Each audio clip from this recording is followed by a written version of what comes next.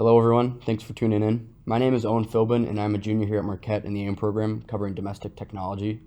Today I will be pitching Insight Enterprises Inc., ticker NSIT. Insight Enterprises is currently trading at $102.70 with a price target of $123.34, representing a potential upside of just over 20%. Because of this, I am pitching a buy recommendation on Insight Enterprises. Company overview. Insight Enterprises is a leading provider of hardware, software, and tailored IT services for small and mid-sized businesses. Insight Enterprises acts as a B2B value-added reseller, partnering with companies like Microsoft, Dell, and Adobe. Insight's core solutions are digital innovation, cloud and data center transformation, connected workforce, and supply chain optimization. Insight derives their revenue through hardware, 62% of revenue, software, 24%, and services, 14%. In addition, due to their broad selection of offerings, they are able to reach the following industries: financial services, healthcare, manufacturing, construction, retail and restaurants, education, and public sector. Insight earns 80% of their revenue in their North America segment, which includes the United States and Canada, 18% in their EMEA segment, consisting of Europe, the Middle East, and Africa, and 2% in their APAC segment, Asia Pacific. Insight Enterprises was founded in 1988 and is headquartered in Tempe, Arizona. Recommendation. Over the past 5 years, Insight has seen a sales CAGR of 12%, a gross profit CAGR of 12%, and an EBITDA CAGR of 14%. Insight's cloud-enabled IT solutions are very relevant to this current push to the hybrid work environment. Their product offerings of software as a service, device as a service, virtual desktop infrastructure, and IT lifecycle are benefiting their clients as they make this transition. As a value-added reseller, Insight partners with companies and sell their respective hardware and software to clients. Insight has differentiated themselves through their IT expertise and advisory services, as well as their partnership recognition.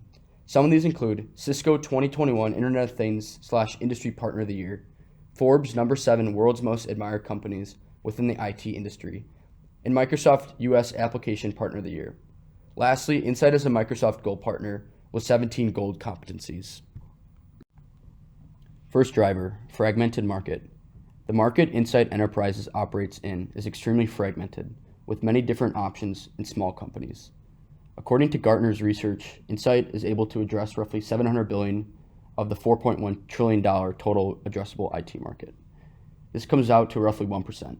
Additionally, Insight's market research showed that their top 10 closest competitors only make up roughly 10% of the entire market. In other words, there is still 90% of an addressable market that is not made up of NSIT's most direct competitors. Insight's indirect sales channel in the IT market allows them to address this market, appealing to many different niche segments.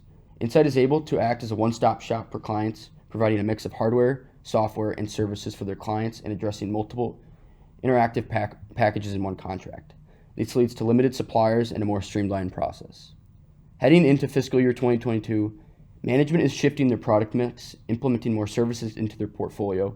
These services carry higher margins, substantially higher than their hardware margins. By fiscal year 24, they plan on growing service gross profit to 50 to 52%. Insight's place within the market, coupled with their increased service offerings and continued hardware growth, are driving their margin expansion growth going forward. Second driver, hybrid work environment. Leveraging their device as a service offerings, management is experiencing double-digit year-over-year hardware bookings, with hardware revenue growing at a 5-year CAGR of 11%. The device as a service market is projected to reach $17.8 billion by 2029, representing an 18.1% CAGR. This scalable model is an attractive offering for hybrid and transitioning businesses, as well as their ability to deploy virtual desktop infrastructure. This integration in their device as a service package allows users to access their office desktop anywhere. Insight Enterprises is also seeing increased bookings in conventional work-from-home office equipment, such as monitors and PC equipment. Lastly, Insight's integration and deployment of IT assets through their IT lifecycle services allows their clients to constantly stay up to date with their hardware, using Dell Technologies as their main partner for this offering. My third and final driver, value-added services. Insight differentiates themselves as a value-added reseller within the market due to their IT expertise as well as their highly regarded partnership recognition. In 2021 alone, Microsoft recognized Insight Enterprises as the worldwide Microsoft 365 and Surface Selling Partner of the Year, as well as Migration to Azure Partner of the Year. They are highly certified within these products. Insight holds 17 Microsoft Gold competencies, the highest level attainable. Gold partners make up 1% of all Microsoft partners, making Insight Enterprises one of the most competent firms issuing these products. Moving on to my valuation. I used a 5-year timeline for my DCF using a WACC of 8.49% and a terminal rate of 1.5%. This produced an intrinsic value of $119.42. To test for sensitivity, I ran a 50 basis point sensitivity analysis on my WACC and terminal rate.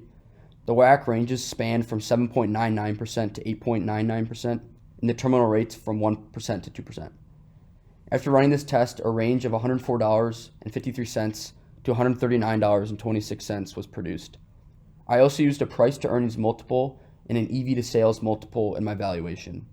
For price to earnings, I used a peer multiple of 20.2 to get a value of 116.04. For EV to sales, I used a peer multiple of 0.7 to get a value of $148.92. By weighing these models 70, 15, 15, a price target of $123.34 was reached, representing a potential upside of 20.1%. Risks. The following are identified as risks to Insight's operations. Partnerships. Insight has approximately 2,600 partners. Sales from Insight's top 5 partners accounted for roughly 50% of their sales in 2021. Failure to retain these partnerships will adversely impact their ability to acquire the products they need. Unpredictable backlog. Due to the global supply constraints, Insight faces considerable backlog through their open cancelable purchase orders. Insight relies on fulfilling these bookings for their clients. Failure to carry out this backlog could negatively impact Insight's earnings. Accounts receivable. Insight extends a sizable amount of credit to their clients with 30-day timeframes. This risk is especially applicable during times of economic uncertainty, such as the current state we are in right now. Problems associated with receivable repayments will negatively impact Insight's operations. Management. Currently, Joyce Mullen is the president and CEO of Insight Enterprises. Ms. Mullen holds degrees from Brown University and Harvard Business School. Prior to joining Insight as president in 2020 and CEO in 2022, Joyce Mullen held senior positions at Dell Technologies. She was there for 21 years before coming over to Insight. The current CFO of Insight Enterprises is Glynis Bryan. Ms. Bryan has held multiple CFO roles and has experience in navigating strategic initiatives within the IT industry. So that's a little on Insight Enterprises. I have provided my email address below if there are any other questions out there regarding my presentation. Other than that, I look forward to answering any other questions on D2L or live on Friday at Q&A. Thanks again for tuning in and listening to this presentation.